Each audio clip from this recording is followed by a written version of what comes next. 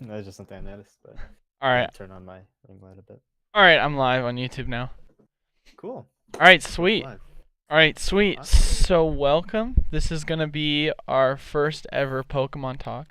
This is where we just kind of discuss things going on in the Pokemon card market as far as it goes. Hmm. Just trying to give our take on what we think, the future is going to hold, and just whether it be about certain sets that we think are hot or whether we think the market's going to continue popping off or if it's going to slow down. Just a weekly talk that we're going to start having on Mondays and Fridays that we're going to just, like I said before, try to consistently have starting from 10 o'clock.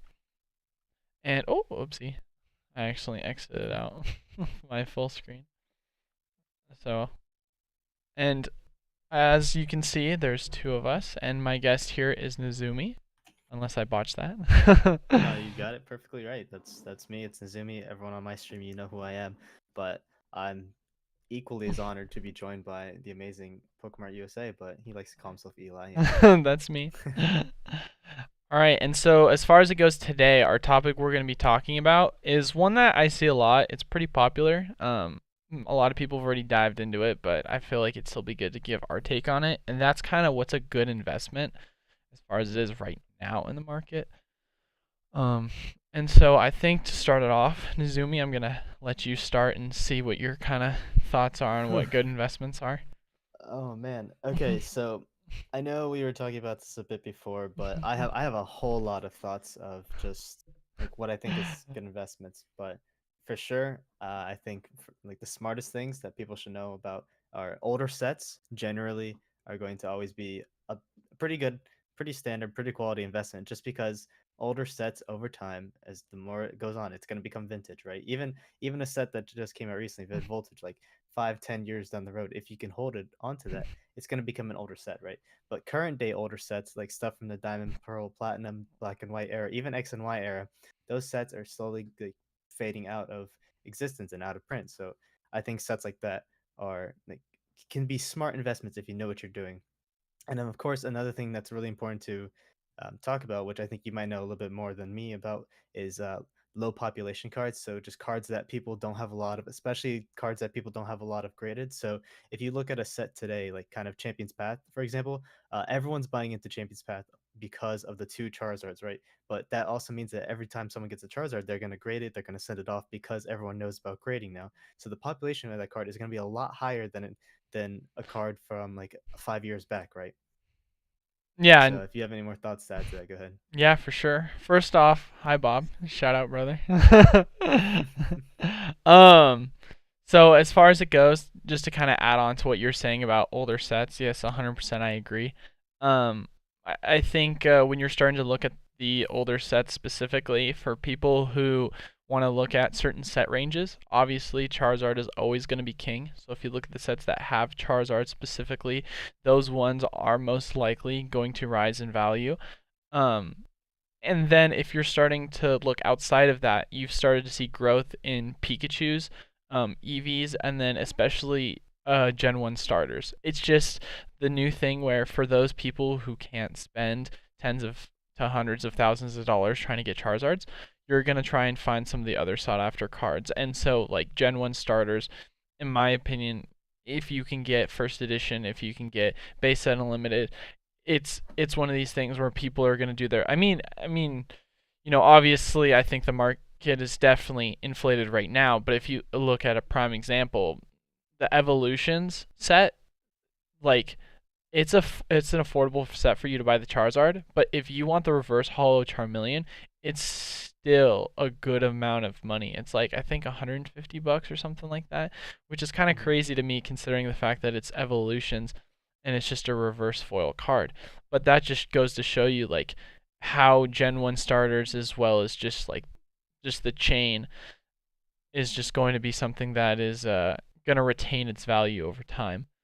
Mhm. Um, and then yeah, like you were saying, going back to the low population, I 100% agree as well. You have a first edition fossil near mint Zubat. Oh, that's sweet. Yeah, no, that's a good example too. I don't know what the population is on that, but I feel like one of the biggest things is if you have cards that are in that very, very like set like of vintage, like whether it be Fossil, whether it be Team Rocket, whether it be Neo Destiny, whatever, like in that era specifically as of right now, I feel like it's going to retain the most value if the cards you have are in the low pop. Because what you're going to start seeing gradually over time is there are those big market buyers that want to collect the whole set. They want to complete it with all PSA 10 cards and they want to have all of them. And so, if hypothetically speaking, right, let's just say there's only 20 like PSA 10 first edition fossil Zubats, and you have one of those 20, and there's 20 people trying to complete the set. I mean, which there's going to be more, but it's going to be something that's going to be super sought after, and the value is only going to go up from that point on as time goes on. Now, of course, the question then becomes, um, when more product is open, obviously the population's going to increase. But considering the fact of the matter that we're looking more vintage, and there's less print run because it was such an early set, you're going to be generally more safer than if you were to say hypothetically invest in like Champions Path or Mm-hmm. Evolutions. Evolutions, they specifically just ran it into the ground with the amount of print runs they've had. So you're going to have a lower population at the end of the day, which is why um, it's safer, in my opinion, to go with that sealed product. Mm-hmm.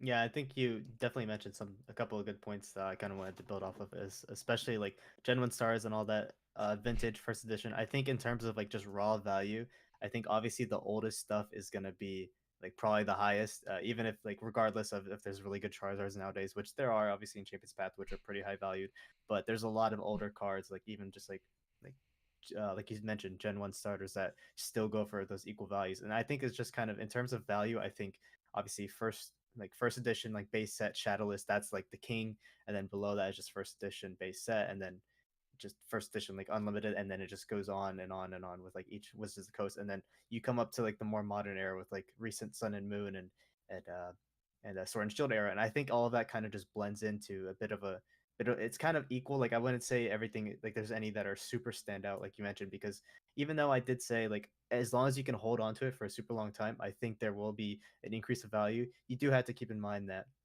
most modern sets are being printed out a lot more because obviously there's interest in the trading card game. People are going to buy it, so Pokemon Company is not going to like have a very limited run. They're not held back by the standards that they were back then. So there's going to be a ton of more cards out on the market. So the over time the population is going to be a lot higher for these cards. But if you can hold it, and like Eli mentioned, I think sealed product is also definitely the way to go. Just having stuff that's sealed, it kind of keeps that gambling factor and also the opening factor, because most of the time people are going to enjoy the fun and the rush that comes with opening packs and opening product, because at least me as well personally, it's a lot more fun to gamble it a bit and just open up a pack rather than to buy the singles individually. I don't know if that rings true with you as well. No, I 100% agree with you. I mean, it's definitely one of these things where it's like you're like, oh, I just spent $50 on a pack when I could have gotten and bought the card, but at the same time, you're not buying it to get the chase card. Yes, you want the chase card, like that's the best thing you can do, but you're opening it for the nostalgia. And I Mm-hmm. think a couple of to go off of a couple of points, going back to vintage, I think one of the biggest things I see a lot of people ask questions about it is kind of what is considered vintage era. I think personally it's safe to say anything black and white and prior is vintage, because the thing is they're long out of print run. And I mean, I know like some of the earlier sets like the XY base and like the Flash Fire and like that kind of era is technically out of print run, but I still think it has to be like a 7 year mark, and they're pretty close there. They were printed in 2014. Um, Mm-hmm. and so I feel like that's where I feel confident in saying like, okay, these are vintage sets. Because how I look at it as is what were the sets that I grew up on as a kid. Because the thing is these sets when like for example like Sword and Shield, Champions Path, Hidden Fates. Think 7 years down the line, the 10-year-olds, 12-year-olds, however old you were when you started opening these sets, they're gonna look back on it when they're 19, 20, 21, how old they are, and they're gonna be like, man, remember when there was Hidden Fates, Champions Path, and they're gonna see the nostalgia in that, and that's where I feel like the vintage comes in, because in my opinion what truly defines vintage is something of a nostalgic feeling. And so for that reason, going back to what you were saying with sealed product and why sealed product is going to be super valuable at the end of the day is because you're going to want to get that feeling of opening those packs. So Mhm. it's one of these things where, and this is, I obviously we talked about this before, but I think this is a little bit of a hot take. I think that sets like Steam Siege are going to be worth a good amount of money in the future, which is crazy to sound because Steam Siege is such a terrible set. But if you look at, some of the base sets that, like Diamond and Pearl base set, terrible set. I grew Mhm. up in that era, and as a little kid, I loved pulling the Level X Torterra, which I thought was so cool. You could only get that in a base set pack. I think Mhm. it's selling right now on eBay for like $4,000. And it's one of these things where it's like it doesn't really matter for people that grew up in that era, because when you're 10 or 12 years old, you're not, I mean, at least I wasn't researching the coolest card based on its Oh, for overall sure. Yeah. value. I was like, "Oh, this card looks shiny. That's so cool. It's a level Yeah. X." And so I feel like 7, 8, 9 years down the road, when people go look back on the sets that they had certain cards, or they still have their cards and they look and they're like, I want to complete the set, or I want to open more of these cards, they're going to look back and see, okay, I grew up with Steam Siege. Oh my goodness gracious, it's worth X amount of dollars. Because I mean, another set as well is Plasma Blast. That set is 7 years old, and compared to the Diamond and Pearl one, which Should is be. 12. Yeah, and that's worth $1,200. So it's one of these things where it's like, nostalgia is always going to be king, and I feel like a lot of people don't talk about that enough as the market value of nostalgia. Bob says 2,000 kids remember Diamond and Pearl.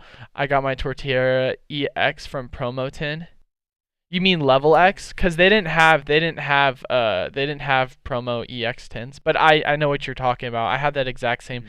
tin. My favorite was the Infernape. I loved the Infernape promo tin. I thought that was so cool to me to be able Yeah, to I get. remember having the Torterra as well, but I searched everywhere through my house when I went back and got my old cards to find it. I think honestly, I think I flushed him down the toilet, and I felt really bad about it. Oh, I Like mean, I don't know where he went. that's tough. I mean, I have a sob story, which most people can probably say they've had it had it happen to them, where you learned as a little kid that keeping your cards in your pocket and then going in the Uh, wash that's the is worst one. just awful. And so I had like 12 level X's all Oh just man. in my pocket.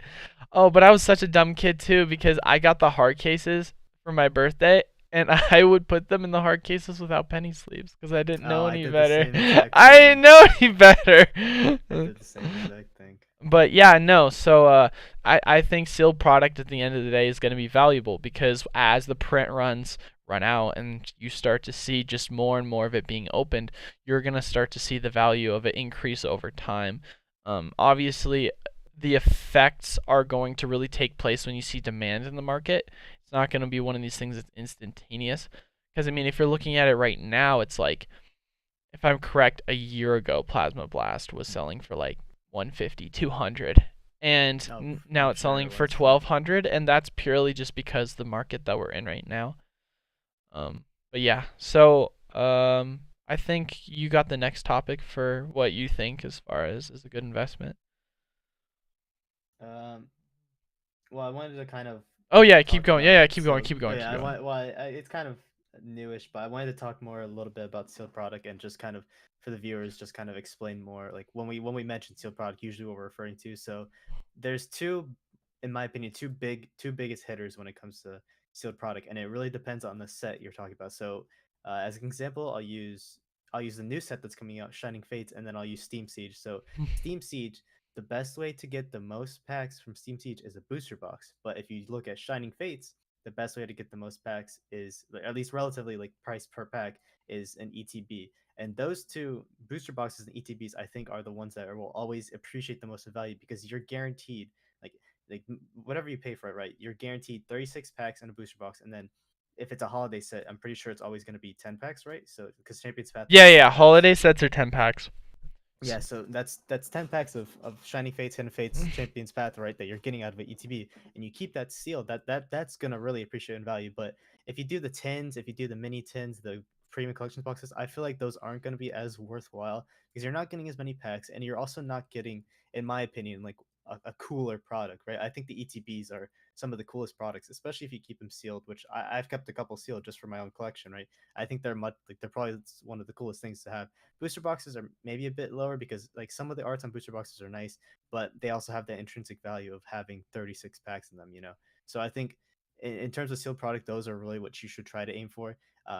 For modern sets, I think just booster packs and blister packs are also pretty decent, but for older sets, I think you're gonna have a I think you'll have a bit more of a tough time finding like super long value in older sets, like raw booster packs, just because I think people are gonna kind of get acquainted with and understand the whole system, how weighing works, and it's gonna. I feel like it kind of detracts a lot more from buyers, unless of course you sell them like explicitly as weighed or unweighed, which is its own ordeal. But modern sets and especially stuff that's sealed in booster boxes, you can't weigh that, so there's always going to be that bit more of a drive because people are gonna, they're gonna want the sealed stuff because of course you can open it, it's not tampered with, all that. Yeah, no, I 100% agree with that, especially when specifically talking about vintage. Booster box are always going to be king because people will pay a premium when it comes to buying the packs, knowing that it's not going to be tampered with, it's not going to be weighed, and they're going to have that chance. And as we all are aware, when you're buying on eBay, you're playing that gamble, and in my opinion, 9 times out of 10, you're buying a pack that's going to be weighed, unless you're buying it straight from the booster box. And going back to what you were saying about the Elite Trainer boxes, especially with the Shining Fates, I think one thing that should be noted, that's not to say that investing in some of like the premium collections or the pink collections isn't a bad investment, because it's still a good investment at the end of the day. You're still investing in the Shining Fates packs, you're still investing in the what would be considered an unopened mint box full of the promos. So you're still going to get a good investment out of it 100% long term, especially considering how sought after of a set is. But to Nazumi's point, going back to those ETBs, there is a specific like craze when it comes to collecting ETBs specifically for holiday sets, because they come with those promos, they come with 10 packs, they come with the sleeves, and so for that reason, when it comes to the holiday sets, Champions Path, Hidden Fates, Shiny Fates, you're going to start to see a huge increase in value over time as people go to invest in it. Bob says, I use most of my budget on Shiny Star V, which is less than $100, so, which means he probably bought, if he's lucky, 2 Elite Trainer boxes because they sold out fast, and if you can get them for 50, that's kind of the deal. Um, but That yeah, actually kind of brings up a good point. I didn't want to cut you off, no, sorry, but go I just for it. wanted Go, to go, just go. mention, because mentioning Shiny Star V, I think is actually kind of important because it kind of brings in the whole spectrum of non-English cards, right? Now, I think in terms of like the types of collectors there are, I think English cards are almost always going to see better value. But the one thing that I do think is very unique and very good about Japanese cards is one, I'm pretty sure most Japanese sets kind of come out earlier and they tend to have, like, at least from what I've heard and what I've seen, Japanese cards tend to be have much better production, or yeah, production value, or I think that's a word, but they're usually made better, right? So the centering is usually well. There's usually not very many print lines, at least in the Shiny Star V sets I've seen. Like Mhm. most of the cards were in pristine quality, like no Right. whitening. I think that's also kind of some intrinsic value. And I know older Japanese cards and older non-English cards actually are a lot cheaper than you can than like base set like German, right? That's a weird example, but I've seen people sell base set Fossil and like Gym Heroes, but like in German or other languages, and they go for a lot cheaper stuff. But if you want that art and you want that card, like, hey, I have a base set Charizard, but it's Glurak, it's in German. I still think there's some kind of value in that, but of course, if you're looking at it from that angle, I still think English is a lot better overall. But Y- there's nothing wrong with foreign cards because they do tend to have some pretty cool like attributes to them. Yeah, no, I think the one of the biggest things that you see specifically in the collectibles market, especially from an investment perspective, is they made it difficult for people to invest nowadays in modern sets that are Japanese. I mean, you've seen it. It's easier back then to invest in like a Japanese Charizard, or like you were saying, a German Charizard, purely because um, it's gonna hold intrinsic value as vintage as a Charizard, and people are gonna want to buy it. But the thing that sucks the most, I would say, is when it comes to opening Pokemon product in English, you're never guaranteed a 10. The Mhm. way in which things are printed, you're never going to get a 10 100% every time you pull it. Not to mention the fact of the matter, the pull rates for English are way worse compared to Japanese. Japanese, if I'm correct, you're always given a holo. Obviously, there's less cards, but you're still guaranteed better cards. Um, when it comes to the print runs and the overall quality, you're going to have near perfect centering on every single one. And very, very rarely will you see a print line. And so, for that reason, it's made it very hard, I would say, unless you're looking at a sought after set, to look at getting into buying outside of English, which is like why if you're gonna do it, go for like the WOTC era cards, which I think is a good transition into the next form of investment is focus on WOTC. I mean, obviously you hear that that's the most common. I still think it's good to reiterate it. Getting into anything Wizards of the Coast era, that classic vintage era, is going to be good. You know, if you can get your hands on the English versions, then great. If you're just someone who just likes holding the cards itself and it'll still gain intrinsic value over time, then go for a Japanese or a German or a Portuguese one where you're able to get it for cheaper. It's going to retain value still over time because it is that WotC card. Mhm. Now you had to correct me, but I'm pretty sure WotC goes up to. Is it does it end at Gym Challenge or does it include the Neo series? Because I actually don't know for sure off the top of my head. I don't either actually. I'd look that up. So as Yeah, but while far you can look that up and then I can just kind of talk yeah. about like my feelings on it.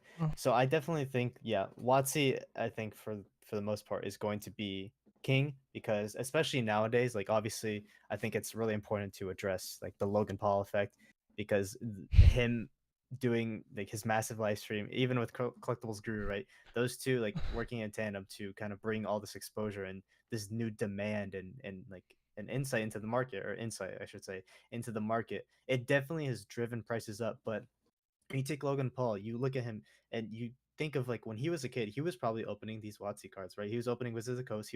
These were the packs that he grew up on. So that's why he bought into those. And that's why those prices are now super high because everyone saw him open them and they're like, oh yeah, I used to open those cards when I was little.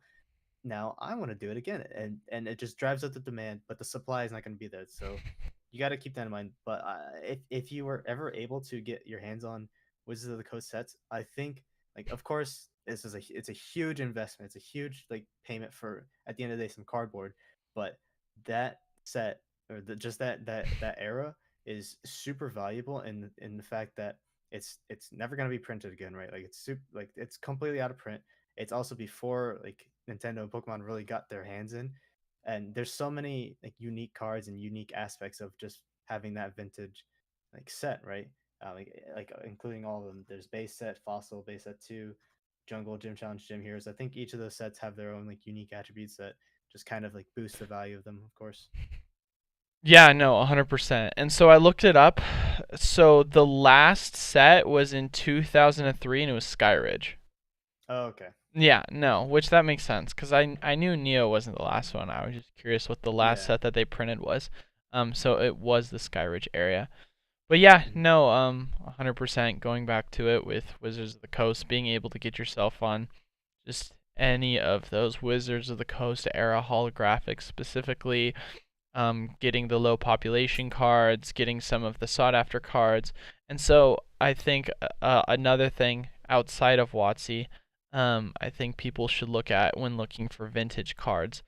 And like I said, going back to a vintage is black and white era prior, looking for those low population chase cards. I think that's something that a lot of people aren't really recognizing. Maybe it's just me, because currently with everything going on and how the market's been absolutely crazy and everyone feels like it can only go up from here, obviously we're just going to wait for the market to correct itself. I don't know how harsh of a correction it's going to be before we start going back to normal. But when it comes to low population chase cards, I think a perfect example for me, and I used this yesterday. So the level X era, the era that I grew up in, Mhm. Majestic Dawn is one of my favorite sets. And if you look at the value of the Majestic Dawn, yes, it's a great set altogether, but the value of the two specific chase cards, Leafeon and Glaceon, it's one of those things where it's pretty expensive right now, and I think it's going to start going up over time because if I'm correct, you can look up the population report, but they're both sub 10 population. I don't know the Mhm. exact number.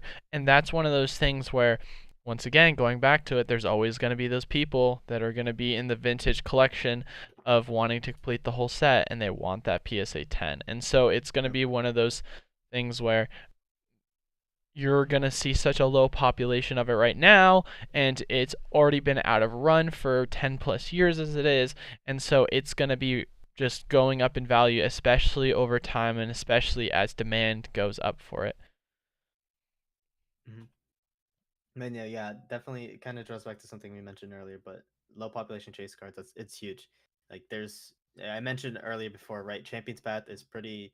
It's disliked and liked at the same time because it's got two Charizards, but then after that, it's kind of like there's not. I think there's maybe one card that's above $20, and then everything else it just drops in value after the Charizards, right?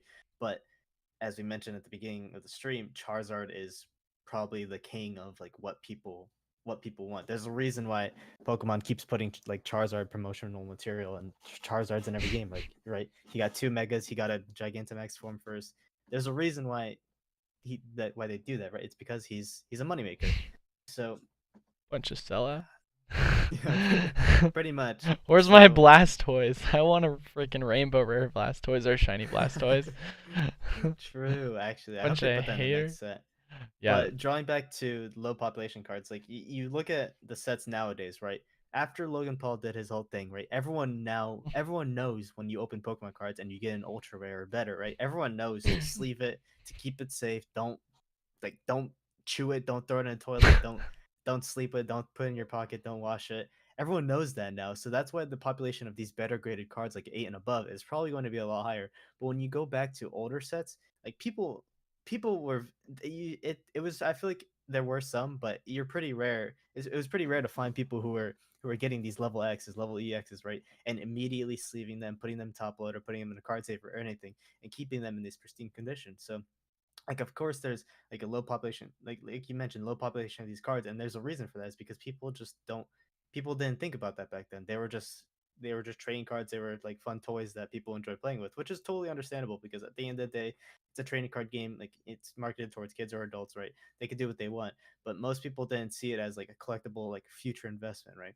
So that's also why the sealed products of those sets are good because you still have the chance of finding that PSA 10 level X that no one that is in such a low population. But nowadays, I feel like the market is going to be kind of boosted, and there's a reason as well. I kind of wanted to touch on this a little bit with grading and just get your opinions on it as well. Yeah. But a lot of people are kind of complaining nowadays that like grading PSA turnaround times are super huge. And when you talk about grading, there's a couple of like major names that you want to talk about. There's PSA, and then there's Beckett, and then there's CGC, who I think are like the three that people usually talk about. So PSA is pretty much the one that like everyone talks about. Every time you see a live streamer open a card, you're like, oh, PSA 10, that's $3,000, but they never say Beckett 10. They never say CGC 10, right? There's a reason for that. It's because PSA 10 has kind of been in the market the longest. There's who are most recognizable. That was a weird way of saying that. And then you move on down to Beckett. Beckett is pretty interesting because Beckett has the black label 10, which is pretty much your card is like pristine condition. There's almost nothing wrong with it, but it's a lot harder to get those grades on from Beckett than it is with PSA 10. Like you can get a PSA 10 probably in my opinion a lot easier than you could ever get a Beckett 10 black label just because they're much stricter. And then you go even below that and that's CGC. And the reason why CGC is considered the third tier, the lowest tier out of them, is because they don't have a name for themselves. So if you go on eBay, right, and you look up like any card. Like you can look up Champions Path Shiny Charizard, right? You look it up PSA 10, it's probably gonna be a good value. If you look it up Becca 10, it's gonna be higher value. But if you look it up a CGC 10, it's probably gonna be a much lower value because CGC doesn't have that same dominance over the market that PSA and then Becca tends to, you know. And nowadays there's gonna be a lot more people sending in cards to be graded. But I still think, even though it seems like the direction I'm going is saying that getting your cards graded is a bad investment. I don't think it is, because even though everyone knows now to save your cards and get them graded, right? I still think like 5, 10, even 20 years down the road, if you can hold them, right? These cards, like, they're gonna go they're the populations right now might be higher, but the populations are gonna go down, right? Because they're gonna go out of print. And then if you're one of the few people with a shiny Charizard PSA 10 still, right? Like everyone who already wanted one got one, but people who grew up on this set and didn't pull one, they're like 5, 10 years in the road, they're like, oh man, I really wish I had a PSA 10 Charizard, and now you're the only seller with one. And it still goes into that. It goes into that also like sealed product kind of argument. So I saw someone in my chat mention earlier that as a collector, like from a collector's standpoint, their opinion was that sealed product is over slabs, and then slabs is over just like raw cards. And I definitely agree. I think Hmm. there's like definitely some truth into that. Yeah, no. So just kind of hit on a couple of points that you had mentioned. I think one of the things that's been a huge attribution is we've seen first off so much growth in the actual in Pokemon itself when it comes to collecting, and so for that reason, I would say with the exposure of YouTube and the way in which people nowadays are able to get information, like kind of like us and a bunch of other popular YouTubers, it's one of those things where people now know what they're supposed to do when it comes to taking care of their cards. What cards are now valuable. Like before growing up, there was no TCG player for me. Like if I wanted to Nope. know the value of a booster box, I always thought it was $144. I didn't know any better because I would just look up and I would just see what was being sold on eBay. And if I saw a pack was going for $3, I was like, oh my god, that's insane. It's going for $1 under. Is it a scam? Versus nowadays, it's like $3. That's a scam. I should be getting mine for at least 220 because it's like we have so much like better access to it, especially considering too with such higher print runs. And another thing as well, as you were saying, in when it comes to value with some of the newer sets like the Hidden Fate Shining Charizard, um, I definitely agree with you when it comes to the fact of the matter that yes, obviously we're looking for low population chase cards from out of set print runs, but in 10 years from now, we don't know how big this hobby is going to be. Hypothetically speaking, it could all crash tomorrow, Mhm. and people could just move on to their everyday life. But let's say that in 10 years, the market, let's just say everything dies out and then it just explodes again, and we see even more people coming into the set. Obviously, you're going to see way lower valuation when it comes to the overall value of the slab cards themselves that were in such a high population. I mean, if you go on right now, I looked it up the other day, the shiny Charizard and then the rainbow rare one, they're going for about 1700 in overall population, and the set's been around for only a couple of months, which is insane when it comes to Mhm. overall population. And so you're going to see that correct over time for sure. I mean, it's definitely corrected. The value, I remember the first one sold for like 3,000 and now it's down to like 800, I think, 700. So it's definitely taken a heavy hit. It might keep going or it might just stay here. Um, but what's going to happen is as the hobby grows, you're going to see an increase in demand. And so it really just is going to be, is that supply going to match the demand? And as it grows, we're going to start to see the leveling of the supply itself start to not be able to keep up with demand, which is what's going to keep the value of the cards still retaining itself over time. Obviously, it's not going to, once again, retain the same value as some of those low population chase cards because they're so low population, but it's still one of those things where it's still going to be, I would say, a moderately good investment. I Mhm. would say right now, for me personally, I'm not going to be caught dead buying one of the modern chase cards for the Charizards, but that's also because I think they're still overvalued, and that when this market corrects itself, I think it's going to be a great opportunity to get in on, because a perfect example is like the Evolution Charizard. I remember when it was $50 to get it in a PSA 10 for the Mega Charizard, and now it's $400. And so it's one of these things that I think it's going to eventually correct itself back down. I don't know if that looks like 200 again. I don't know if it's 100, 150. But I think that definitely investing in Charizards long term is still going to be a good investment when these sets go vintage and you start to see more people come into the market. And then to answer your question, Bob, so he asked, what are my thoughts on the first edition single holos like Machamp? So I think it's an interesting question, especially when talking about the Machamp specifically. I think that's kind of a hard question to ask. I think definitely when talking about the Machamp specifically, because it was a promo card. I mean, personally, I still have the promo card in its original sleeve, like in its original plastic. And so I feel like a lot of people probably still have their original Machamp since it was a promo. And if I'm correct, you can probably still buy it online in near mint condition on eBay. Last time I checked, it was only like $14, so it's dirt cheap. So when talking about the Holo Machamp specifically, I definitely think that, of course, if it's a PSA 10, it's still going to retain value, especially because it's part of that vintage era. But I don't see it retaining the same amount of value as the non-promo first editions. Like if we're talking about like first edition Gyarados or a first edition Machamp with a swirl that's not part of the actual promo, of course it's going to still retain a ton of value because it is part of that first edition little stamp. And that's good.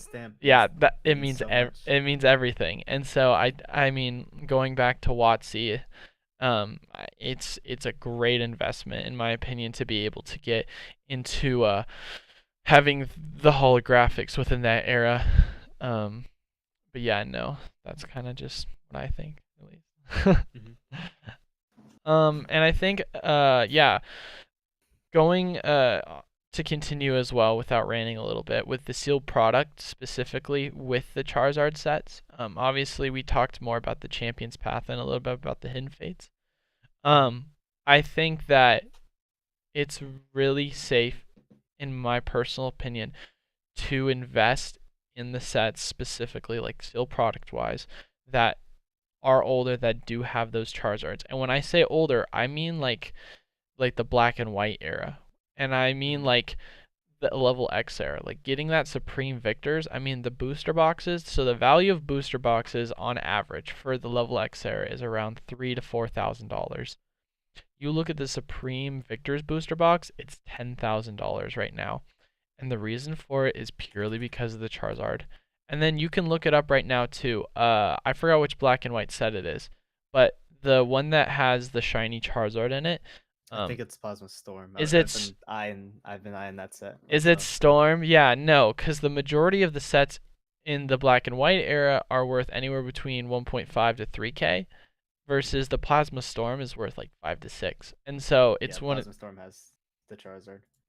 Yeah, no. So it's one of those things where Charizard at the end of the day is always going to be king. Investing in product that does have Charizard is going to be huge. And obviously now people are not a big fan of Champion's Path set, including myself. I'm not a big fan. I'm like, oh, cool, they got the Rainbow Rare and the Shiny V. Like, that is sweet. What else are you going to look for? Yeah, it's kind of cool, a Gardevoir VMAX Full Art Rainbow Rare. Nothing. No one cares about. I'm sorry for anyone who's a Dreadnought fan. I don't mean to just drag on you, but it's not really a cool set. It's like they took a bunch of garbage, put it in the set, and then said, "This isn't gonna sell. Let's throw 2 Charizards in, and people will go nuts for it." It's like right now the set itself is definitely it's definitely not super crazy. I mean, you're starting to see the value of like the trainer boxes go down. I mean, for me Hmm. personally, at least, I'm selling them now for $59 on my website, and for most people, they were, Nice plug. yeah, hey, got you. uh, but for like that was crazy for most people because they were selling them at 90, like at the very beginning, and so like Oh yeah. yeah, and on eBay, I think you can find them on eBay for as low as like $62, which is crazy because eBay is the one that would sell them for 90, and so it's definitely seen a huge correction, especially with the second print run that we've seen of Champion's Path, and so I think long term, going back to it, not only one is it a sealed product when we're talking about a form of investment for Champion's Path, but it also falls into that holiday set where you're able to get the Elite Trainer box sealed with the promo Charizard. And so I think long term, it's still going to be a really good investment because people are going to once again grow up with the nostalgia of it. They're going to have that opportunity to open up and try and go after that Charizard chase card, which at the end of the day, the Charizard is always going to be king and it's always going to be a card that's going to be valued, especially for those Charizard collectors. Mhm.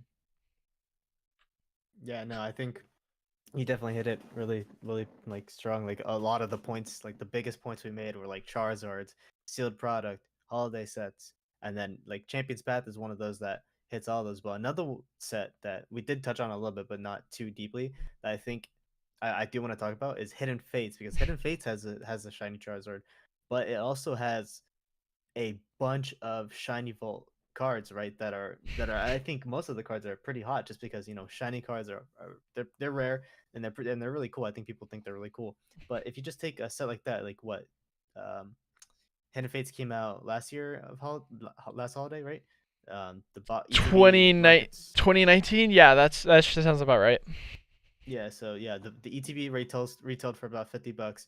You go on eBay right now, and like you'd be really lucky to find it under $100. I feel like I think you're pretty hard pressed to find it under $100, and that's Oh, that's 1 year, and it's already got what a three times or yeah, I guess that's how that works, like a three times value increase, and that's after 1 year. Like, but you have to yeah. understand why, because it's not only is it like a holiday set and it's got the promo, it's got the 10 packs, but also it has the Charizard in it and it has a bunch of like really good cards. So if it's looking within your price range, I think Hidden Fates is honestly like a really good set to invest in, especially the ETB, but also the tins. Now I will mention that ETB or the ETBs at least are seeing a little bit of reprints, and some people are still finding tins in store sometimes. So it's not like you had to consider like just because something is getting reprinted a couple times doesn't mean it's gonna completely crash, right? Like Unified Minds and Cosmic Eclipse are getting some reprints, right? But still, Cosmic Eclipse is a booster box that what came out maybe a year, maybe 2 years back. It's like $200 pretty much now. It's gonna see that value increase again because those sets have a ton of like really good chase cards. It's not like Champion's Path, which yeah, it does see some pretty good value, like $60 to $100 that you'll find on eBay, like even higher before they get the reprints. But those older sets, like despite not having a ton of Charizards, right, they still have a bunch of Rainbow Rays, a bunch of cool full art trainers, and a bunch of chase cards that people really love. Yeah, no, and I think a couple of points to touch on with that. I 100% agree. First off, that Hidden Fates is definitely a set worth investing in long term, not only because of the Charizard, because of all the other chase cards.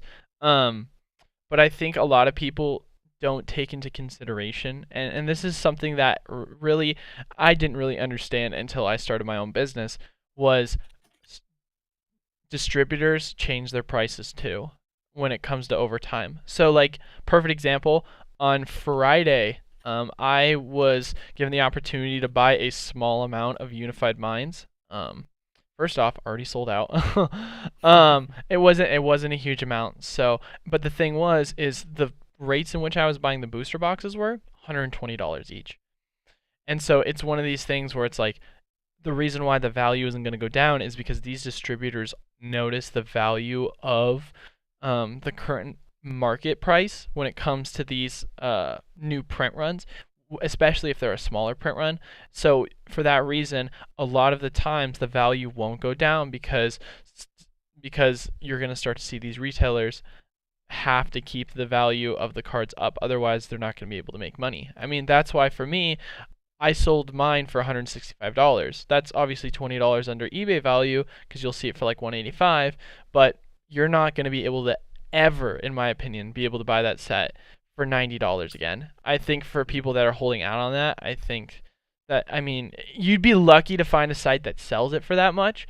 So congrats to you if you're able to do it. As of now, at least, and until the market, takes a dive, then who knows what the value of the card set will be when it comes to buying the booster boxes, because it's only a year or two old and it's already worth 185 to $200, which is insane to me. That's gonna get corrected at some point. But with the Hidden Fates Elite Trainer boxes, what's actually interesting is I actually know this is that they are able to be purchased by distributors for $35. And so I actually think there might be a correction depending upon how much the actual allocated print run was when it comes to giving them to these retailers. I myself wasn't lucky enough to be able to get my hands on it so far. I'd like to be able to hopefully within the upcoming week or two, because the print run's actually expected to drop this week. So if I'm correct, they just officially got the shipments in yesterday to the distributor. So hopefully, I would definitely, if it were me personally, check your local Walmarts, check your local Targets, because anytime this week they're going to be coming in, or if obviously they're got delays because of COVID, it'll possibly come in the following week. But definitely, it plays just a huge effect overall when it comes to these print runs. They're not gonna just all of a sudden drop the value because the manipulation would be too strong. I mean, that's the thing about evolutions. A lot of people are talking about, an evolutions print run. First off, there's been absolutely zero evidence that there's an evolutions print run. Yes, you're starting to see a ton of evolutions packs. Well, not starting to see. They've always been in a lot of these promo tins. And so for that reason, it's hyper overvalued. I mean, for me personally, you can see in the background, I have just a ton of tins there. Those are all the tins from the Target, Black Friday special. It just came with the 4 packs, a Burning Shadows, an Evolutions, a Crimson Invasion, and then a Sun and Moon base. It was $10 Black Friday, right? Mm-hmm. So if you think about it, the Evolutions packs are going for roughly around, if you're taken individually, $8 to $9. I bought it hypothetically for $2.50 a piece. So when it comes to those, and this is something you also talked about before, when it comes to those single packs, I definitely think that they're going to be less value than investing in the booster boxes, because the booster boxes are going to get those guaranteed hits, and so you'll definitely see a retained value somewhere in the couple $100 range for the evolutions. It's still going to make that correction, but it was such a high print run, and you're still able to get access to these packs within the tins themselves.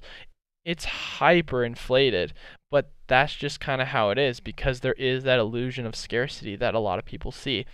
And so you're going to have those prices, for the most part, retain value over time because, one, the print runs that are coming out are so much lower, and two, because the distributors are jacking up their prices, making it so that a lot of people, including myself, have to sell at a higher price than what was originally you were able to purchase that a year ago. Yep. So, but anyway, I think as far as it goes for me personally, I don't know if there's any things to really talk about, because we talked about older sets. We obviously talked about the specific chase cards that you're wanting to get, whether it be low population cards with the older sets, Charizards, Pikachu's EV starters. Talked about vintage. Obviously talked about sealed product, Wizard of the Coast era, low population chase cards. Obviously, when you're investing, you want to look for those elite trainer boxes and booster boxes. Elite trainer boxes, especially considering the ones in the holiday sets, because they are the most collectible. And then booster boxes obviously will have those guaranteed hits, so investing in that is obviously good long term. Specific sets, obviously, we're looking at right now Hidden Fates, Shining Fates, and I still think it's worth throwing in Champion's Path because it either way is a Charizard set. Yeah. And then once again, sealed product that do have Charizards. So I think this is a good point. We've almost been going for an hour to kind of wrap things up. Do you have any final thoughts you want to make? Yeah, I actually wanted to just get like a quick, as quick answers you can give. Just one final question, Yeah. and I'll go ahead and give my answer as well. But what do you think if you had to tell if someone asked you right now, what should I invest in? What is the one thing that's modern that you tell them? What's the one thing that's vintage that you tell them? And then what's like just a general thing that you tell them? Oh, that's a good question. I mean, for me personally, I'm very much always going to go safe. So at the end of the day, it's going to be sealed every time for me. It's never going to be a card. Sealed product, there's always going to be the scarcity as more and more is opened. Um, so I mean, as far as it goes, if we're talking older, I think the boring answer and the safe answer would definitely be within the first edition era. I think base set specifically in Unlimited and the legendary collections. I think those ones are good because they have the Charizards in them and because they're in that vintage era. But to be quite honest with you, I think some really good investments, if we're talking about some of the older sets, um, are going to be those vintage sets that are undervalued in overall price because they weren't a popular set and they have low population cards to chase. Um, and that's because I feel like there's going to be a long-term correction in the value. A perfect example is the Hidden Legend set. It wasn't a super hot set then, but you've seen a large increase in value in a lot of the cards because of the overall population as well as the overall texture designs nowadays are seen as cool. Like the Regice specifically has like a glass shard design that's actually really cool and a lot of people didn't really care about it because everyone was more focused on the shining sets that had come out before or now are interested in the shiny sets. And for that reason, it didn't see a lot of love. But it still has cool cards like the Metagross, the Kyogre, the Groudon in it. It doesn't have the Rayquaza. But it's I think for me personally, those sets that like the Hidden Legends that have those low population chase cards that were undervalued at its time will eventually gain value. So I would say for me personally, Hidden Legends, but obviously I think the safe answer would be going with anything within the base set to Unlimited era with legendary treasures. Um, then as far as it goes with modern, I would say definitely. I mean, once again, going back to the boring answer, I think definitely Hidden Fates, and I think this upcoming Shining Fates. I think definitely holding back on Shining Fates for sure because we don't really know if it's truly going to retain the hype. Because the same thing happened with Champion's Path. A lot of people kind of saw it ahead of time, including myself, that this set is kind of boring until they introduce the Charizards. Um, but it's one of these things where the Hidden Fates right now, we already know it's in the set. We already know the hype is real, and so for that reason, long term, getting just that sealed product of Hidden Fates is going to be something that's going to retain value over time. So I definitely would say Hidden Fates for me personally is definitely one of the number ones to invest in. And to be honest with you, I think so is Champion's Path. I know it might be an unpopular one to say, but right now, specifically speaking, I've seen I never thought I'd say this. There are booster or there are trainer boxes going for $50 and they have Charizards in the set and they're not selling out immediately and you can get your hands on them. I literally got an order from GameStop that comes in tomorrow. I'm literally refunding it because I'm able to get trainer boxes cheaper because there is such a low demand right now for Champion's Path, which I understand because everyone's like, I can get the Charizard for way cheaper than if I were to go open it myself. So definitely a great opportunity if you're just a collector. to invest in it. But the fact of the matter that the set is still so undervalued, it's going to be so undervalued as it is right now compared to the long term scheme of things. I think Champion's Path will be a great set to invest in long term because people are going to look back and say, "Oh my goodness, look at this cool Charizard that I can pull in it." So I would say definitely it's a really, really good set to invest in, considering the fact that it's so cheap in the grand scheme of things compared to how it was just a couple of months ago. And who's to say that the elite trainer boxes within a year themselves won't go back up to $90, $100? Um, and then kind of a fun one, because you were asking what's another one to look at just outside of vintage era. I would definitely say starting to look at, in my opinion, I kind of call them the cusp of vintage, but it's like those borders between being truly vintage and being within actual vintage. So we obviously kind of define vintage as like black and white, level X and on. I think first off, black and white is still undervalued. You're able to still get like the Plasma Blast set for that like $1,200. It'll probably correct once again. So I'm saying when I say undervalued, try and like understand in the grand scheme of things as the market stands right now, it's undervalued. So if hypothetically we were to keep going up from here from the next year, Plasma Blast is an undervalued set that would see high value. So getting investments in like sets within like a good one, and I talked about it briefly or I mentioned it, Flashfire. Flashfire is going to be one of those sets that it's not considered vintage yet. Some people consider vintage. I don't, because you can still technically speaking pull them in packs or like tins if you're lucky enough to find them at Targets or Walmarts. And so like it's a Charizard set. It's on the cusp of vintage, and relatively speaking, within the next 1, 2, 3 years, you're gonna see that value absolutely skyrocket when it comes to the overall when it comes to its overall value because it hits all those marks. So I would definitely say looking at cards that are on the cusp of being vintage. Evolutions, I think not right now because it's so crazy. Once again, because you can still get so much access to the actual packs themselves. But I definitely see it being a good investment in the future because a lot of people keep hitting on it, but I think it's going to be the new base set for a lot of the kids that grew up in this XY Sun and Moon era. So I definitely think that Evolutions will be a good set to invest in because I mean it's still a cool set at the end of the day. So so I guess going back to it, what do you think for yourself? Throwing it back at you would be the top 3 sets to invest in if we're talking Wizards of the Coast, if we're talking modern, and then just a fun one to throw in.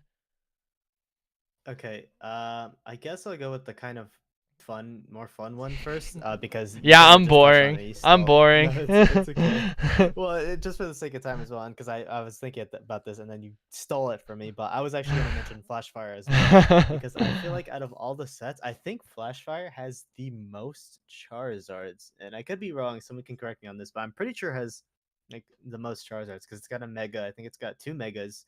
I think it's got 2 Mega Full Arts or something. It's just got a ton of Charizards, right? But and it's kind of like you said on that cusp. But I think Flashfire honestly is really good, just because it's a Charizard set. There's booster boxes of it. I think it's worthwhile. But for like more modern, that one is kind of tough for me because a part of me wants to say Vivid Voltage actually, and my reasoning for that is because of the Pikachu cards, and I think like I pulled the Rainbow Rare Pikachu myself, and it's a beautiful card. I think Sword and Shield Rainbow Rares are like a step above like some of the best cards we've ever seen, but I think Vivid Voltage has a lot of value just because it has a lot of cards. I'm pretty sure that are above 20, which is if there's cards above $20, that's already like good like nowadays. But that value is gonna keep ramping up as people want them more and more. Now it's also weird to say that because Vivid Voltage is probably going to be the most printed, and it's getting a reprint, of course. But I think because of those Pikachu's, the existence of the Pikachu's, and also the existence of something that we didn't really touch on, which is I'm gonna call them waifu cards. So that set has Nessa and it has B, right, which are waifu cards, which also see a lot of value over time because people, they just they like the cute girls on their cards, right? But the Pikachu is more where you're what you're looking at. We have a quick little flex. That's my Is waifu that right Karen? there. Oh, Oh does God, it? That's what an that is. alternate art promo, I think, It isn't it? it it is, and then Oh, I I also found out. have the Morgan. Nice. Yeah, I found out that that Karen card existed the other day. I was like, what? Oh yeah, I got the Oh, waifus, and then I got the daddy. I got the daddy card, of course. oh, that's a really good card too. Daddy I love that Steven. card. But anyway, But yeah, I continue. think Viv Voltage would be a pretty good investment nowadays. Of course, if you want something probably like that, you can also kind of get more value in maybe Champions Path. I think even though the market's probably going to correct itself, I think those ETBs are probably going to see some like some skyrocketing eventually, just because Charizard's and it's a holiday set. In terms of vintage, honestly, if we're using our entire grand like our black and white beyond as our example of vintage, I kind of wanted to say like sets from the EX series because I think like a lot of the base set like Wizards of the Coast era, and I guess there's a big like line between like EX and base set, or like EX in the first like original set, which ends at Gym Challenge, because there's like Neo and then up to Skyridge and then it's EX. I think there's probably going to be a pretty big like hype around Neo and all that, but I think that the prices there are still really too steep for most people to really get in. But I think EX, like in terms of singles and probably boosters and booster boxes, I don't know the exact prices, but I think those are probably more accessible for people. And there's gonna it's as time goes on, if the market stays in like a relatively safe position, or like if it if it even if it keeps going like forward and higher, I think EX is probably the EX series is gonna see some pretty good, and specifically, I think Delta Species, in my opinion, is a really cool one. I think Deoxys is also a really cool set that I've seen go for a lot. I think Crystal Guardians is pretty cool. I also think Fire Red, Leaf Green, and Emerald are not as great sets, but I think they kind of have that like that fun aspect of being like tied into the games almost. I got the So that would be Charizard. my recommendations. That is true, yeah. I got the Charizard. So yeah, I think that's my main three pretty much. Yeah, but I was gonna ask if you wanted to have a quick little segment where we answer any if chat has any questions Yeah, before no. we So close it off, because I think I have a couple. yeah, for Unless you sure. want to. No, no, no, no. If you have some people asking questions, Okay, I was nice. kind of answering Bob's throughout the chat, so I don't know Yeah, if he no, has that's any more, but if he does, yeah. but If anyone in my chat has any, go ahead and ask them, and I can go. So I'll just go through some of the questions I didn't answer on my own. So so Thaddeus asks, "What do you guys think about generations?" what do we think about the Generation set? Ooh, that's Yeah, a good so that was the question. 25th. That was the 20th anniversary set. I actually have a bit of a unique take on this. I think Generations is going to see a spike. Now, this is just a hot take, like a theory. I think it's going to see a spike because not only is it the 20th anniversary, but next year we're getting 25th anniversary set. And I feel like there's going to be some people who are like, yo, if I'm getting this 25th anniversary set, I should try to get the 20th. That's cool as a collectible, as like from a collectible standpoint. And of course, I don't I'm pretty sure that was like a holiday set, so you can only get in collection boxes and obviously in the ETB, which I think the ETB for that set is a really cool design. Yeah, no, I 100% agree with you. I think the value is definitely going to go up, especially considering the Radiant collection cards people Mm, absolutely love. So I feel like it's gonna go up. Another thing as well, kind of touching about before I forget. So I looked it up. There are 7 Charizards in the Flashfire set, which jeez, they are sweet. I totally forgot how cool the Mega Charizard yeah, Gold was. Um, and then I also 100% agree with you on Vivid Voltage. I think that was really good that you pinpointed on that, because not only is it a booster box set, but that you can invest in, but people are gonna want to go after those Pikachu's because they're one of the really cool cards that people like to collect. On top of the fact that personally, I've always hated the rainbow rare designs, and I think the new rainbow rare designs are beautiful. I think they've done such a good job, especially with the texturing. And then mm, hitting back to the EX era, it seems like you and I are kind of on the same page with that. Obviously, you targeted more of the more popular sets, and then I targeted like the Hidden Legends, the less popular one, because I see it as like an undervalue.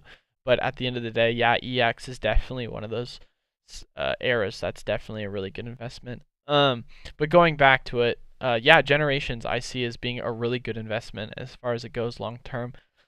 So, Mhm. I mean, it kind of hits a lot of the points where it's got a couple of years until it's going to be vintage in our eyes, at least. It's also one of those sets that has the, it has the appeal of that Radiant Collection. Because if I'm correct, you're guaranteed a Radiant Collection card in each pack, correct? In the I generations. don't know for sure. You can Someone look. would have to. You can look I that. guess yeah, we can look it You up. can look that up, but I'm pretty sure that's one of the appeals of the generation cards. But I know for me personally, at least, I definitely would say the generation set is definitely a really good set to invest in personally. But here, are you looking it up right now? Yeah, I'm trying to look it up, but I don't know if I'm getting an immediate response. Uh, Da.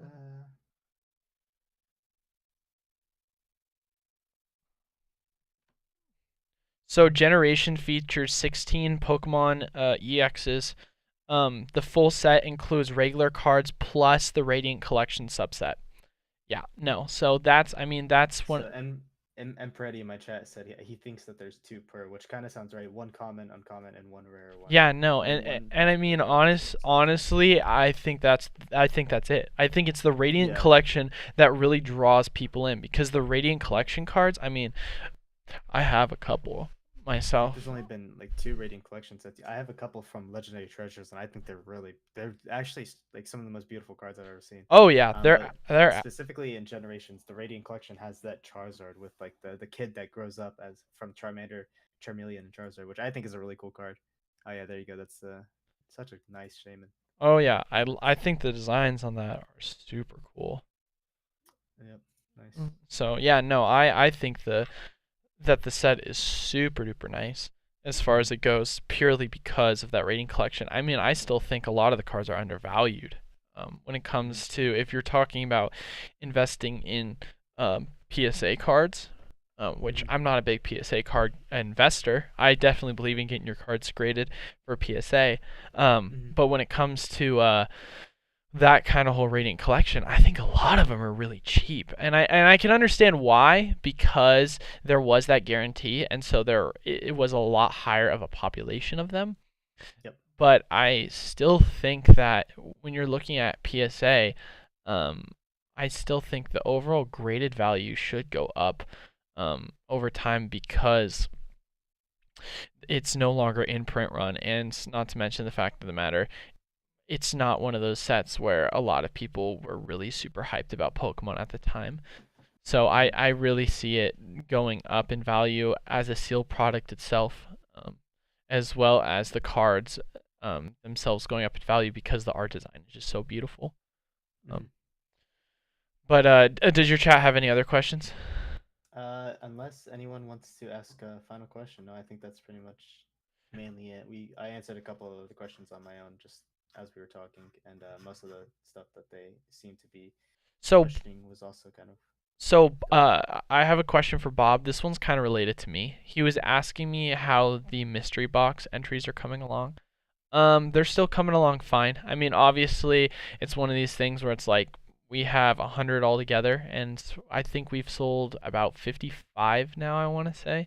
So we still have 45 to go, and then once we've gotten them all sold, then I'll make sure to notify you for sure. So, and then you probably know about it already as far as what I'm doing. It was basically just an opportunity for people who don't want to spend a ton of money opening the Shining Legend set. I made it so that people had an opportunity to get Elite Trainer boxes from Champion's Path as well as Hidden Fates tins and a chance at the Shining Legends test tube Mewtwo. Um, Hmm. and so. Yeah, if you guys want to see that over on my screen, I can't point all the way, but that way you can see Eh. PokemonUSA.com. It's a great site. I bought from him. It's great packaging. Big recommend. That just a quick plug. Uh, Hey. Oh, and okay, actually, Mattias just hit us with another question. I think Yay. he did mention this earlier, but I kind of skipped over actually. But thoughts on Modern Darkness Ablaze Holding? Oh, that's Now, a good this is something question. kind of, I kind of had a different opinion on this like not too long ago, but I think Sword and Shield so far has some cool cards, but I think it's kind of been weak, like the Sword and Shield era. And Darkness Ablaze is kind of weak too. So it's just basing off of like today, right now, TCG player values. There's a Charizard VMAX at 86, a Rillaboom Secret at 28, Salamence Rainbow Rare VMAX at 21, and those are the only three cards in Darkness Ablaze that are above $20 right now. Right. And even the Charizard VMAX, which is like compared to a lot of other Charizards, $80 is I, it sounds stupid because it's one card for $80, right? But it's kind of low there, and I don't think I don't think Darkness Ablaze itself is a bad set, but um, I don't know. I think it's a weird one. Yeah, no. I mean, so for me personally, it's definitely a good question to ask. Uh, I actually think once again, long term, I think it's a good set. I do. I do. I know we're thinking about it in the grand scheme of things. I mean, at least I am. So Mhm. for me personally, right now is the set a good set? No. It's not really a good set. It's got a couple of Mhm. cool chase cards. Once again, they're just trying to take your money by putting in a Charizard. They teased us that there was going to be a Rainbow Rare, but they were just jerks and decided to put it in the Champion's Path. But that's Mhm. okay. It still has the Charizard in it. And although it's not the Rainbow Rare and although it's not the shiny, it's still a Charizard. And for that reason, as crazy as it sounds, I mean, time and time again, you look at every single set, Yeah. whether it be in the EX era, whether it be in the Star era, whether it be in the Level X era, whether it be in the Black and White era, every single set, the highest valued one always has a Charizard in it. Charizard. And so for that reason, obviously there's so many Charizard sets in this current era, and specifically if we're talking Sun and Moon slash the Sword and Shield era, um, but it doesn't matter because at the end of the day, it's still going to retain its value because people are going to want to finish that set of Charizard collections. So, like I said, going back to it right now, it's a boring set. It's one of these things where, for me personally, I think it's a good investment long term. I know Mhm. I myself am going to be holding on to Darkness Ablaze booster boxes. I mean, I'm going to be holding on to booster boxes in general, but specifically Darkness Ablaze and Vivid Voltage are two booster boxes that I currently hold Mhm. because I see significant value with not only them having chase cards such as the Fat Pikachu, but also just having that VMAX Charizard is going to be one that's huge when it comes to just long-term value. Yeah, and no, I think you definitely put that better. Long term value, Charizard, definitely good. And the last question that Maddie's put in is I can't really answer this one because I don't actually have one, but he's asking if we are holding the special delivery Pikachu. But I do have an opinion on this, and Oh, I I wanted it. My order got I canceled. I'm think it's so honestly mad. I think it's probably a good thing to hold because it's pretty clear. Also, I'm gonna flex this really quick. I think it's pretty clear that there's definitely a market for people who want special delivery Pikachu because like we said, Pikachu high value Pokemon, and it's a rare card in the sense that you could only get it by ordering off Pokemon Center, and not a lot of people are gonna have it.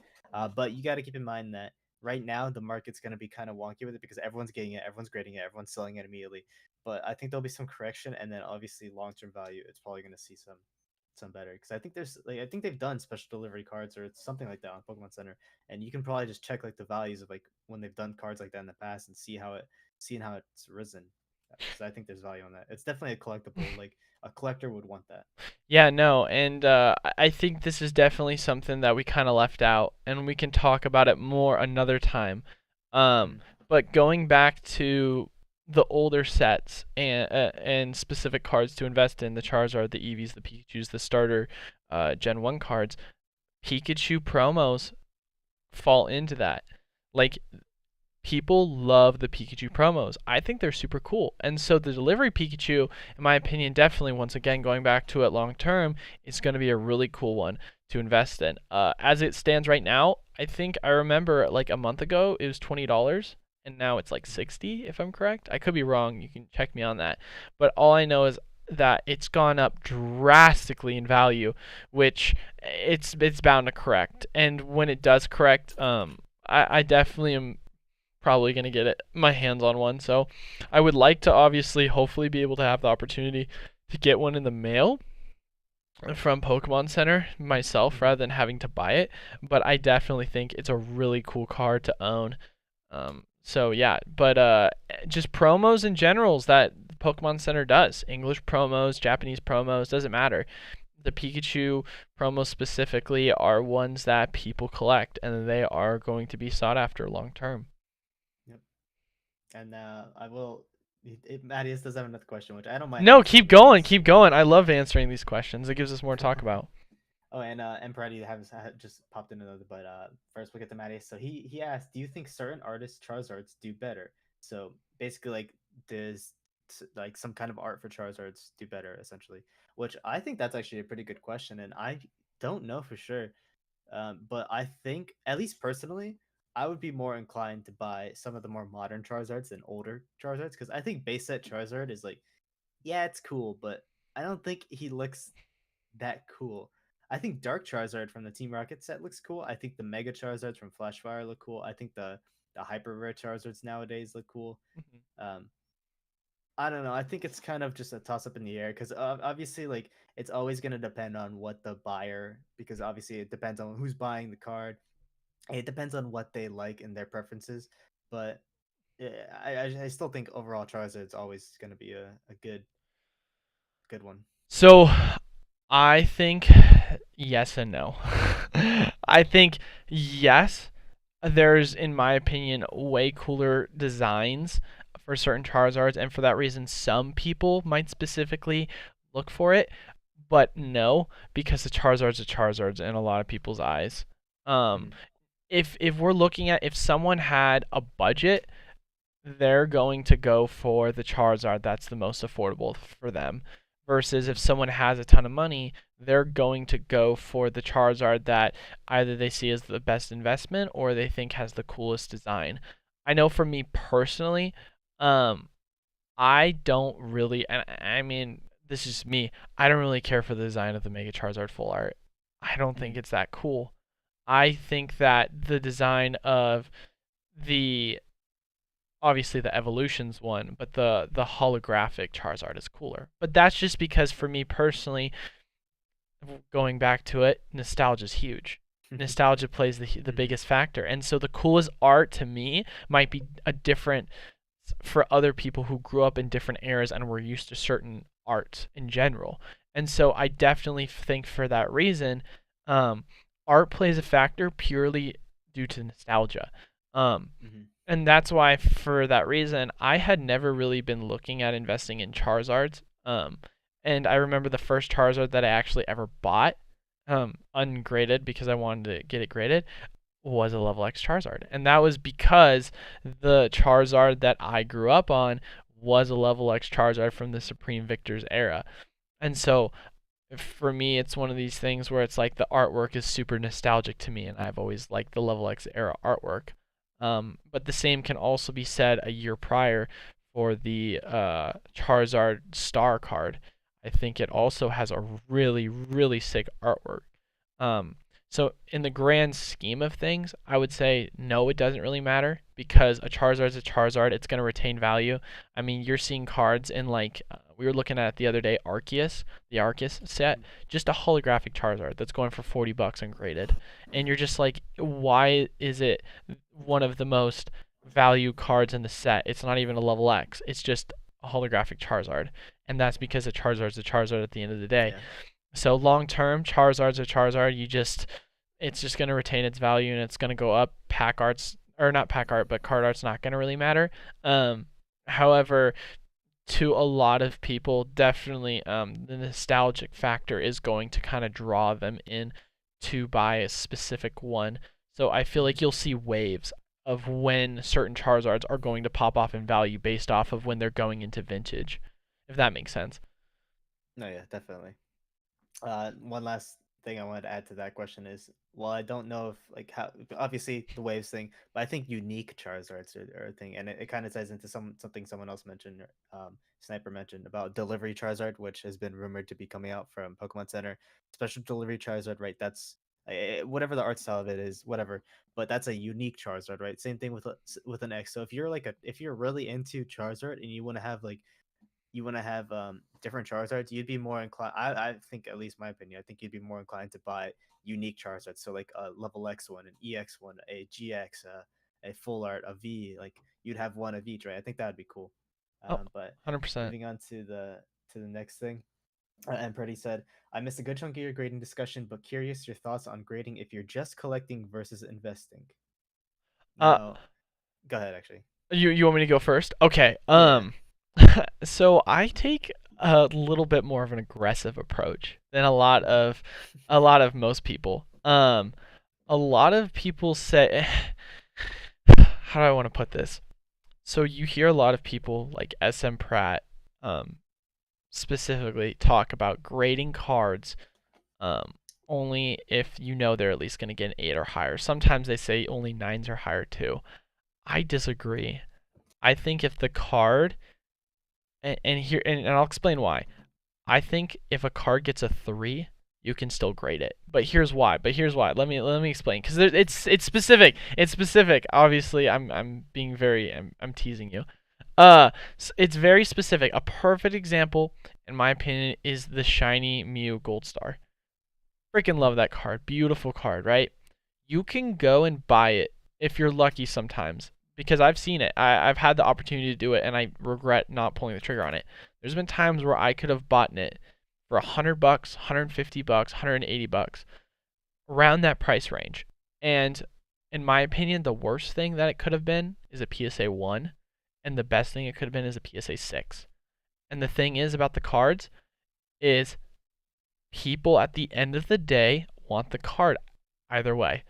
Whether it be they want to collect, because there are people that do this, they're going to collect the 1 through 10 PSA cards. So they're going to have the PSA 1, PSA 2, PSA 3 Shining Mew, and they're going to keep collecting until they have the 10. Some people are like that. Sounds kind of fun. Or what they're going to do is they're going to say, I can't afford the PSA 10. What's the next best thing that I can afford? Or do I really care that the card itself is a 7 or an 8? I can just buy a 3. And so for that reason, a lot of these sought after cards retain their value. So when talking about getting your cards graded, I think specific cards in general, they could be absolutely trash. They're still going to hold their value because of the fact that they were sought after cards. I think, if I'm correct, the last one that sold on eBay, a PSA 3, was $320. And like I said before, you could go get one for about $180 ungraded. You pay the grading fee, that's about $100 profit if you're able to flip it. So I think that's something that a lot of people don't really look at because everyone's so focused, hyper focused, especially nowadays, of my cards have to be an 8 or higher, my cards have to be a 9 or a 10, or else the cards are not valued. But I think that stands true more for modern. If you're talking more modern sets, then sure, I'd agree with you on that. I definitely would say that if your card is not better than an 8, then I definitely would say keep it, just hold on to it for now, because the card itself might actually be more valued ungraded, because people would want to take that chance themselves. I know for a fact if you go to look at ungraded cards, when it comes to the shiny Charizard GX from the Hidden Fates set, I think it's 700 right now. If it comes out as a 9, if I'm correct, it roughly is the same value when it comes to the actual price in which you're going to pay for it to be in a 9. And so if you pull that shiny Charizard, right, and you say to yourself, I look at this, I see the centering's off, I see there's already scuffings, this is going to get a 9. Why get it graded just to pay the fee if you already know what it's going to be? So at that point for modern, I wouldn't. I would either just hold on to it long term, see if it gains value, or I would just sell it if it's one of those cards that you're trying to just get rid of. But when it comes to a lot of these older cards that are the star cards, the EX cards, the level X cards, I think a lot of people are, especially the low population ones specifically, a lot of people that are going to collect sets or going to collect subsets of just purely population cards, they're going to see a lot of value, and I think they're definitely worth being graded personally. So, and that's just because, just looking at eBay market prices, there's a still opportunity in the market to see growth for the card's overall value. Like I said before as well, I bought a Charizard, level X Charizard for like $20, and in my personal opinion, it's probably around a 5 or a 6. The best I get is a 7. Mhm. It's sold as a 6 in PSA or in PSA 6 for $99, and I spent 20 on it. It's like the It's a good val return. yeah, it's a return. And that's because once you get that PSA certified and people are going to want to buy it, and if it's one of those sought after cards, it's going to happen. I don't know how many times I've heard people say, I just want that base set Shadowless first edition Charizard. That's all I want. I just want it. I don't Yep. care what condition it's in. I just want it. And people will show their PSA 1, PSA 2, PSA 3, and they'll be like, oh, I have it, I have it. People still want the card at the end of the day. And if Yep. there's that high enough scarcity and the value is so high that people aren't able to afford it, and they just want that card so bad, they're going to get that card at a lower PSA grade. And so definitely would say look at your old collections, and if you have any of those star cards, those vintage WOTC cards that are holographic, I still think it's worth getting them graded.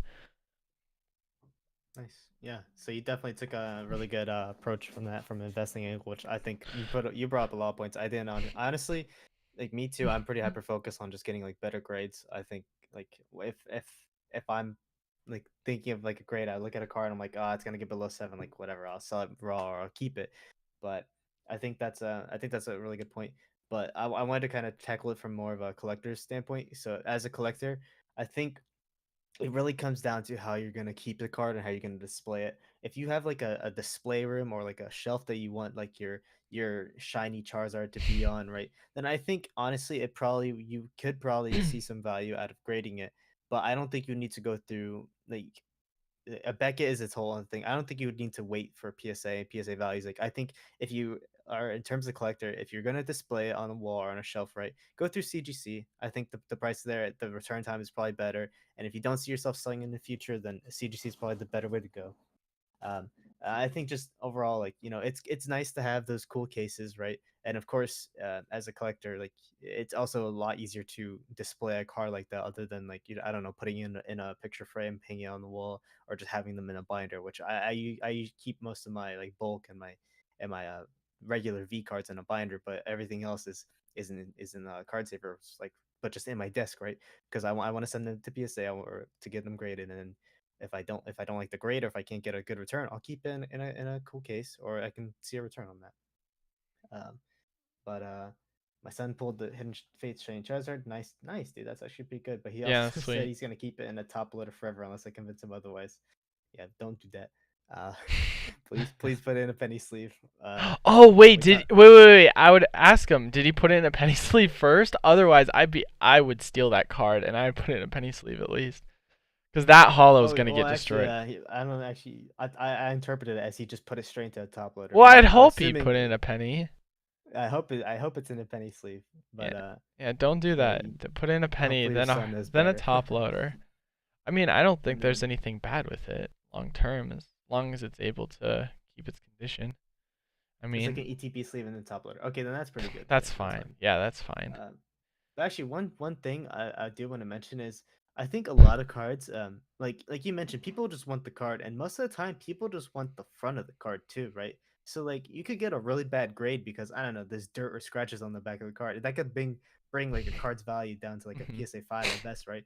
But the Hmm. front could still be like PSA 10 quality. So I think there's like Oh yeah, 100%. you could find some gold and like PSA 5s and below. Just you got to get lucky. And then Right. as you mentioned, there's people who want those lower graded cards. So I actually have a card that's a perfect example that I'll show. Give me a second. Okay, go ahead. And then while we're here, I'm gonna go ahead and flex some packs we have. Flash Fire, as I was mentioning, uh, best Charizard set. Okay, so here is a perfect example of exactly what you were saying. So this is a PSA 7 Charizard from the EX era. Hopefully Oh that's yeah. fine to see, right? So if you Mm-hmm. look at the card itself, like this is in, like I said, PSA 7 condition. So look at the back of it. If you can see, obviously there's kind of a glare. But as If far as you it put your goes, hand behind it, I think it should this, focus up like this, or like cover up everything else.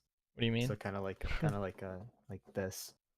I think it should focus up, Does this focus or better? maybe not. But I can kind of see what you're. But Very true.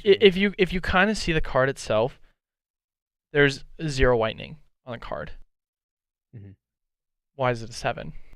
Well, it's kind of hard to see. I don't know if you can see it with the glare, but like right, I don't know if you can see it.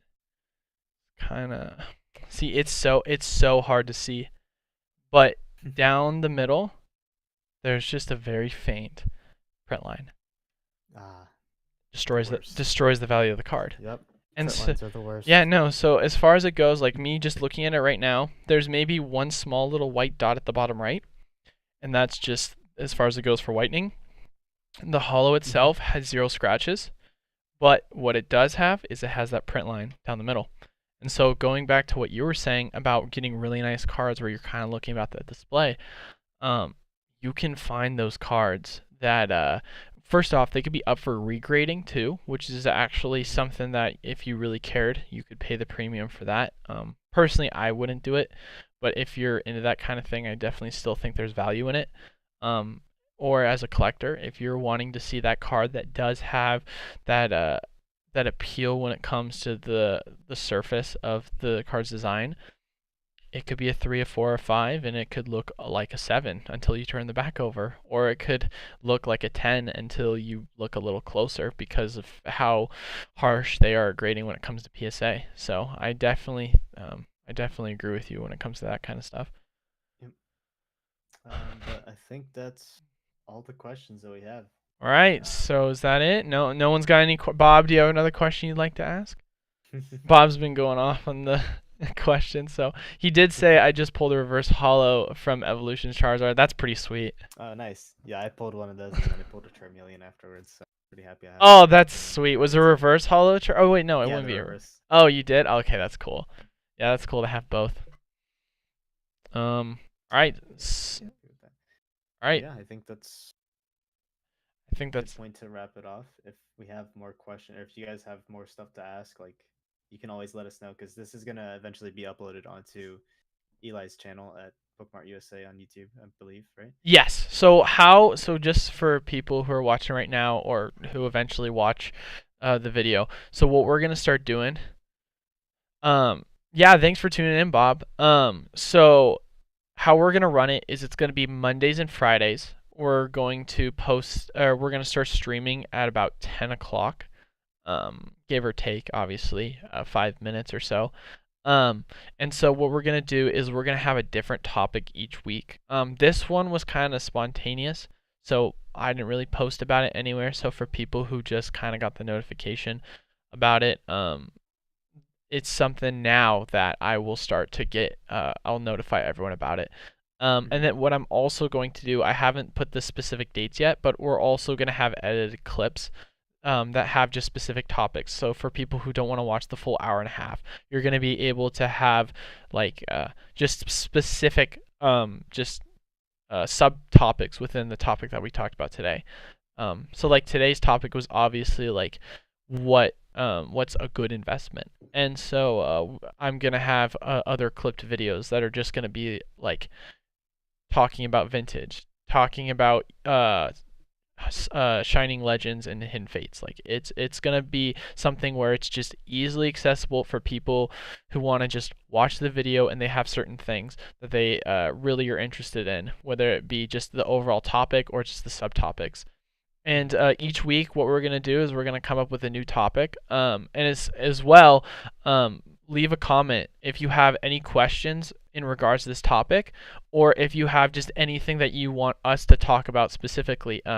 Please leave it down below because we're all open to feedback and we're all open ears for what you guys are really interested in knowing.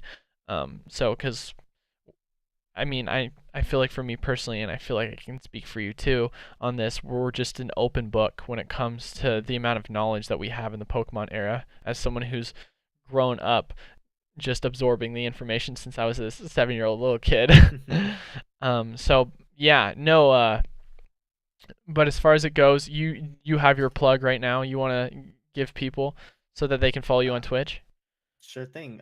You can follow me over at twitch.tv/Nezumi, Nezumi with the underscore at the end. I stream I used to stream 2 times a week, but with the holidays coming up, I had to kind of take my own Pokemon card opening streams. I had to take them back a bit, just so I could build up my product stocks again. And then I'm gonna be away from my setup, but thankfully I'll be here, like Eli said, every week on this podcast, having a good time, telling you guys, chatting with you guys. But be sure to follow, because when New Year comes around, I'm definitely gonna be lighting up this place with a ton of opening streams, and it's gonna be a lot of fun. Yeah, no, I'm super excited what we have in store for sure. And then as far as it goes for me, for all Nazumi's viewers, you can once again view me on YouTube at Pokemart USA. And then as well, if you're interested in buying any just sealed product or just individual cards, graded, ungraded, you can also find it on PokemartUSA.com as well. So, but yeah, I Links think are that over there. yeah, links are over there. I think that wraps it up though, brother. Thank you so much for your time, and I feel like this was a successful first video. Yep, I'm very happy with it. Thanks to everyone who tuned into the chat and to watch, whether you're here for 10 minutes or for the whole hour and a half.